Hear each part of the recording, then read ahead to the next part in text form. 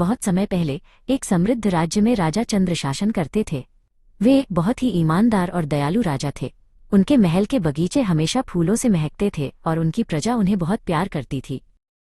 एक सुबह दो ग्रामीण राजा के दरबार में पहुंचे। उनके नाम रामू और श्यामू थे। वे दोनों एक पुरानी कपड़े की पोटली लेकर आए थे जिसमें सोने के सिक्के भरे हुए थे।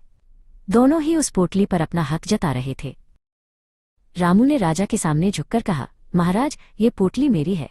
मैंने इसे अपने घर के पास पाया है। रामू की बातें सुनकर राजा को लगा कि वो सच बोल रहा है। फिर श्यामू आगे आया और बोला, नहीं महाराज, ये गलत है। मैंने इस पोटली को कल रात अपने खेत में हल चलाते समय पाया था। राजा चंद्र थोड़े उलझन में पड़ गए क्योंकि दोनों ही अपनी बात पर अड़े थे। राजा चंद्र ने जल्दी में फैसला सुनाते हुए कहा, चूंकि रामू ने सबसे पहले अपनी बात रखी, इसलिए ये पोटली उसे ही दी जाएगी। राजा को लगा कि उन्होंने सही न्याय किया है। राजा के पास ही उनके सबसे बुद्धिमान मंत्री सुमति बैठे थे। सुमति को लगा कि राजा ने निर्णय लेने में थोड़ी जल्दबाजी की है। उन्होंने धीरे से राजा के कान में कुछ कहा। मंत्री सुमति ने राजा से कहा, महाराज, कभी कभी जो दिखता है वो पूरा सच नहीं होता।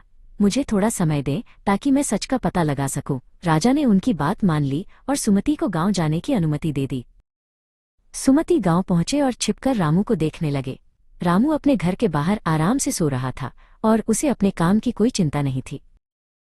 फिर सुमति श्यामू के खेत में गए। उन्होंने देखा कि श्यामू कड़ी धूप में अपने खेत की खुदाई कर रहा था। वो बहुत दुखी था और मिट्टी में कुछ ढूंढने की कोशिश कर रहा था। सुमति ने मिट्टी में चमकती हुई एक छोटी सी चीज देखी। वो एक पीतल की अंगूठी थी। सुमति ने उसे उठा लिया और समझ गए कि पोटली का असली मालिक कौन है। सुमति वापस महल लौटे और राजा चंद्र को सब कुछ बताया। उन्होंने बताया कि श्यामू वास्तव में मेहनती है और वो खेत में अपनी खोई हुई चीज ढूंढ रहा था, जबकि रामू सिर्फ आलस कर रहा था। राजा चंद्र ने श्यामू को फिर से दरबार में बुलाया। राजा ने उसे वो अंगूठी दिखाई और पूछा, क्या ये तुम्हारी है? श्यामू की आंखों में आंसू आ गए और उसने कहा, हाँ महाराज, ये मेरी माँ की निशानी है जो पोटली में ही थी। राजा चंद्र को अपनी गलती का एहसास हुआ। उन्होंने रामू की तरफ देखा और उसे डांटते हुए सत्य बताने को कहा। रामू ने डर कर स्वीकार किया कि उसने लालच में आकर झूठ बोला था। राजा ने रामू को माफी मांगने को कहा और सोने की पोटली श्यामू को सौंप दी।